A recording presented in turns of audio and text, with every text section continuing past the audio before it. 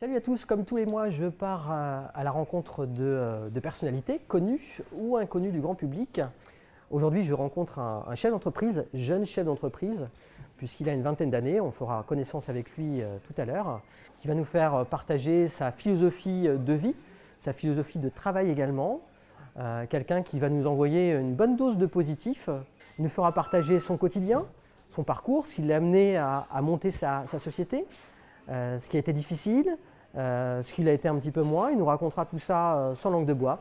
Mais sans plus tarder, allons faire vite connaissance avec Valentin. Valentin, on va se faire la bise, comme d'habitude. Ça va? Oui, très bien. Bon. Je sais qu'on se voit souvent, Ouais. et pourtant aujourd'hui j'avais envie en tout cas de partager nos moments qui sont toujours intenses, sympas. Eh bien écoute, sans souci, autour d'un petit café. Autour d'un petit café, un petit jus d'orange, et voilà, avec grand plaisir. On y va, c'est parti? On y va. Allez. C'est parti. Alors Valentin, je suis très content de te recevoir aujourd'hui sur cette émission. Ça me fait très plaisir déjà de te voir. Et puis j'avais envie vraiment que tu partages les choses parce que ton histoire est plutôt intéressante. Je ne dirais pas qu'elle est unique, mais en tout cas c'est vrai que ton parcours est plutôt amusant. Le fait d'avoir monté ton agence à 19 ans, qu'est-ce qui fait que ça a démarré? Tu aurais pu effectivement rentrer dans une agence. Qu'est-ce qui a fait que tu t'es dit non, moi j'ai pas envie de faire comme les autres? Un peu un brin de folie et puis surtout l'envie de tenter quelque chose tout de suite très jeune. C'est mon schéma, donc 19 ans, je me lance. Et puis sur le recul, plusieurs mois après, en fait, tu te rends compte que c'est stratégiquement aussi un super bon choix parce que quand tu as 19 ans, tu n'as pas d'enfant, tu n'as pas de crédit immobilier à devoir rembourser en cas de problème. Est-ce que ça a démarré rapidement? Est-ce que la sauce a pris ou pas? Je voulais faire un peu comme Steve Jobs justement, monter une planche dans une pièce chez moi un peu à l'arrache et un PC et m'en sortir comme ça. Et bon, au bout d'un mois, je me suis rendu compte que d'accueillir le client chez toi, c'est juste pas possible. Donc on a fait les démarches et on a trouvé des locaux au bout d'un mois. Et à partir de là, ça a décollé en flèche en début d'année. À partir de février, on va avoir 4 ans officiellement. Donc, Déjà 4 ans. Déjà 4 ans. Ouais, ça va vite. On vieillit à vitesse grand V. Et au début, c'était censé être une agence uniquement de développement informatique. Parce que moi, ce que j'aimais bien, c'était me retrouver devant mon PC et puis bosser mes trucs sans forcément, enfin avec ma petite bulle, mon PC, mon bureau, et puis voilà. Ouais, tu étais quand même un solitaire. Un solitaire, ouais. Je suis toujours un petit peu. Et rapidement, je me suis rendu compte que j'adorais le contact avec les gens, d'une part, et aussi que c'est nécessaire pour quand tu as un projet d'entreprise, il faut que tu aies du réseau, il faut que tu travailles ton relationnel. Tu as dû galérer un peu au début parce qu'en étant timide comme tu l'étais, être obligé de faire les démarches, d'aller voir les gens, de vendre ton projet aussi. Je pense que tu t'imaginais pas tout ce potentiel qui avait, potentiel en tout cas, tout ce que tu avais envie d'exprimer, qui était là, caché au fond. Et qui, grâce à tout ça, tu as pu au fil du temps le sortir, le partager. Je le suis toujours un peu, mais au début j'étais super timide. Ouais. Autant avec les gens comme toi qu'avec les filles, avec n'importe qui, tu vois, je sais pas trop parler. Toujours, j'ai la réputation de ne pas forcément m'exprimer beaucoup quand c'est nécessaire. Quand on commence à sortir les choses, on se rend compte qu'en fait c'est bon, ça fait du bien de dire tout ce qui passe, et autant pour nous que pour les autres, parce qu'on se rend compte aussi que parfois les gens aiment t'écouter, et ça c'est bon, et ça donne juste envie d'une chose, c'est de continuer, quoi. Ouais. Tu te prends des claques au début, parce que tu es jeune, très jeune, 19 ans, chef d'entreprise, il se prend pour qui? Aussi jeune au niveau de la boîte, il est créé depuis 2-3 mois, il verra dans 6 mois quand il se sera pris une claque que c'est pas si simple. Et là, tu prends une claque et tu te dis merde, il faut que. Merde, là c'est quoi finalement? Là, c'est un peu la rage de dire je vais réussir parce qu'on me dit que je vais pas réussir. Ouais. C'est un peu ça. C'est la réponse peut-être à la provocation. Chaque année, tu te sens monter une marche, autant pour ton épanouissement personnel, ta confiance en soi, ta manière de gérer une équipe pour moi par exemple, ce qui évolue aussi beaucoup. Et année après année, tu te sens pas plus fort, mais tu te sens plus confiant en toi et davantage prêt à encaisser encore plus. Finalement, la première chose et la première chose qui est presque la plus difficile, c'est d'oser. De se dire, je fais le premier pas en avant.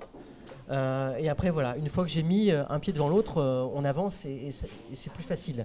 Mais en tout cas pour moi qui n'avais ni soutien financier ni bagage de départ, j'ai créé la boîte, j'avais 750 € sur mon compte et c'est tout. J'ai pas demandé de prêt, j'ai pas demandé d'investissement. J'avais mon ordinateur que j'avais déjà et puis je démarrais avec ça. J'ai pas du tout confiance, surtout à 19 ans. On ne maîtrise pas tous les aspects de la création d'entreprise, la comptabilité, la stratégie, la gestion d'une équipe. Parce qu'on était déjà deux quand même, malgré tout. Là, le relationnel avec les clients, le relationnel avec les partenaires, etc. On avait des fournisseurs déjà. Tout ça, on ne le maîtrise pas du tout. On n'a aucune vision sur l'avenir. On voit à la semaine presque au début. Et on flippe. Et le réflexe qu'on a, c'est de s'accrocher au partenaire, au premier partenaire qu'on a. Donc on va voir son banquier, on lui demande des conseils. Là, je pense qu'il faut quand même un peu de rage. Mais c'est pas non plus le moteur, quoi. Y a la famille aussi qui aide beaucoup. Quand tu vois comme c'est le cas pour moi, ta mère, tes sœurs qui te disent je suis inquiet pour toi, mais vas-y, fonce. Ben là, tu te dis je vais pas les décevoir. Est-ce que finalement, tu as démarré avec des modèles en tête ? En l'occurrence, j'ai beaucoup de respect pour la clique Xavier Niel et Grandjean de Vente Privée, qui sont pour le coup français et qui ont l'esprit français et qui ont réussi. Quand Grandjean dit à Bourdin, sur Bourdin Direct, quand tu es jeune, créateur d'entreprise, et que tu crées ta boîte, qu'est-ce que fait l'État en premier ? Il t'envoie une lettre du RSI, il te demande... c'est clair. Et je trouve que cette empathie pour les jeunes, je trouve ça super. Et c'est quelque chose, par exemple, que je respecte beaucoup chez lui. Nous, on reçoit souvent des petits jeunes au bureau qui veulent créer, qui font des projets. Et on arrive rapidement, parce qu'on est un peu les méchants dans l'histoire, on arrive rapidement à les décourager, ce qu'il ne faudrait pas. Nous, quand on a eu notre projet de création, l'objectif justement c'était d'avoir le répondant à ce genre de personnes-là qui essayaient un peu de tirer les ficelles pour voir comment tu réagis. Et là, il faut que tu montres à ces personnes-là que tu réagis bien et que tu as la rage de réussir, d'aller jusqu'au bout de ton projet, quoi. On parle souvent de la solitude du chef d'entreprise parce que tu as eu en tout cas ce moment où tu as été seul à prendre les décisions, seul face aux problèmes. Il y a le type de solitude que j'ai pu connaître qui est effectivement ce coup-ci de prendre vraiment des décisions seul, surtout quand on a été habitué pendant un an à le faire à deux, associés. Mais à quoi on s'accroche dans ces cas-là ? Ou à qui on s'accroche ? On s'accroche aux personnes qui, comme dans la vraie vie, les meilleurs amis. Dans l'entreprise, on a les meilleurs partenaires. En l'occurrence, ça a été par exemple ma conseillère à la chambre de commerce, Frédéric Guillou, que je connaissais depuis la création de la boîte, qui m'a accompagné depuis la création. Et je me suis retrouvé seul et j'ai eu un réflexe, je me suis dit, Frédéric, il faut que j'aille la voir, je suis paumé là. Avec, tu sais, quand tu as envie de pleurer, les boules dans la gorge et tout ça, et tu veux la voir pas bien, tu ressors bien, et puis tout ce qui était mauvais reste là-bas. Et on sort de là un peu plus confiant et puis on y retourne, quoi. De toute façon, il n'y a pas le choix. C'est soit ça, soit on ferme et c'est inimaginable. Et là, il faut avoir le courage de se lever, de se dire bon, bah, on y va, quoi. On va y aller. Moi, je t'ai vu aussi évoluer parce qu'on se connaît quand même depuis quelques années. Et à prendre part dans... tu parlais tout à l'heure de réseau. D'être finalement dans une autre dimension. Et c'est pas parce qu'aujourd'hui tu as plus de succès, plus de chiffre d'affaires, mais vraiment de rentrer rentrer dans l'histoire un peu de la ville, quoi. Pour parler de la ville, moi je suis pas du tout engagé politique, mais j'aime beaucoup l'équipe actuelle à la mairie, par exemple. J'apprécie beaucoup les manières de faire et j'aime me rapprocher des politiques parce que d'une part il y a beaucoup de choses à apprendre. Autant au niveau du parler, autant au niveau du relationnel, etc. Je trouve que c'est des personnes très intéressantes comme les grands chefs d'entreprise. Mmh. Et ça donne envie de s'impliquer malgré tout. On se dit, ces gens-là Mais font des tu choses. crois pas que finalement on peut faire les choses autrement, c'est-à-dire qu'on peut Justement. avoir des actes citoyens Justement. en dehors d'être dans la politique, parce que finalement les actes citoyens c'est tous les jours, quoi. C'est notre manière de s'engager. C'est ce que j'essaye de faire et je pense que ça fonctionne bien comme ça. Et je suis bien là-dedans, je ne m'engagerai pas en politique. Et voilà, c'est ta ville, tu la vis tous les jours et tu l'aimes en fait, tu l'aimes. Voilà. Toi qui es dans le web, si tu devais définir aujourd'hui le web en 2-3 mots, ça serait quoi?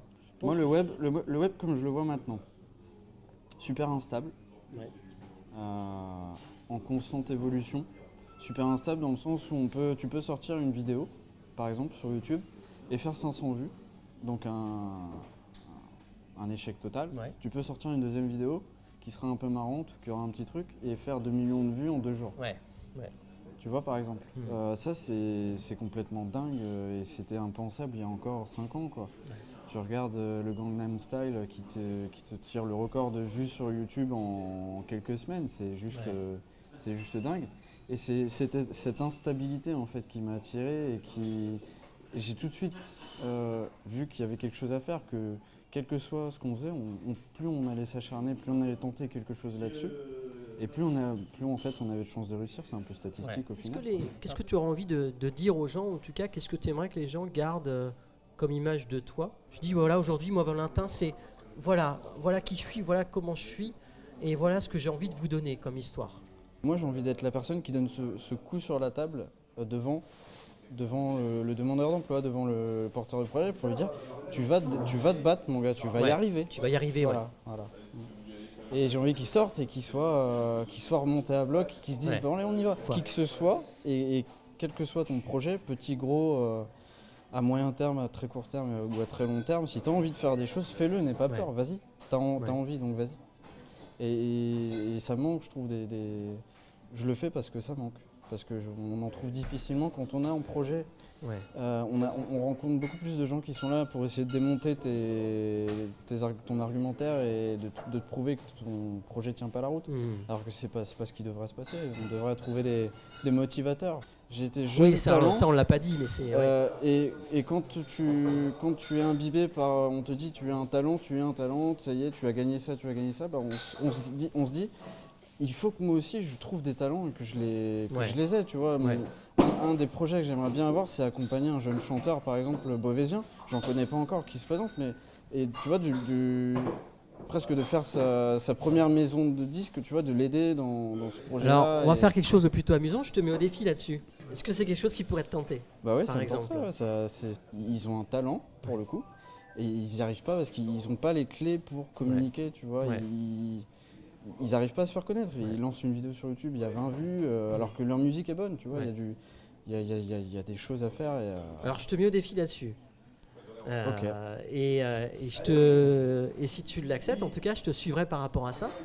Et on aura peut-être l'occasion de refaire une vidéo ou plusieurs vidéos pour voir un petit peu où tu en es. Si ça a marché, si ça n'a pas marché. Et on va effectivement lancer un appel. Alors tous sur les réseaux sociaux, n'hésitez pas à partager, liker cette vidéo et surtout donner du sens à ça parce que c'est plutôt un joli projet. Et s'il y a parmi vous des chanteurs, en tout cas des gens qui ont envie de s'exprimer encore un petit peu plus, Valentin est aussi là. Il s'est mis au défi là-dessus, donc ça peut être sympa. C'est quelque chose que j'aimerais bien faire, tenter en tout cas. Je te remercie. On arrive à la fin de cette interview. Merci à toi, Franck. C'était vraiment un chouette moment. On ne savait pas du tout, toi comme moi, comment ça allait se passer. J'ai passé un très bon moment et on remet ça quand tu veux. À l'année prochaine alors. Avec grand plaisir. Merci à tous de nous avoir suivis. C'était vraiment un chouette moment. Je vous embrasse. À très bientôt. On voit pas ton doigt. Ça va? Oui, il vient d'avoir. Je viens d'avoir M. Pétro, j'ai la belle pour laisser.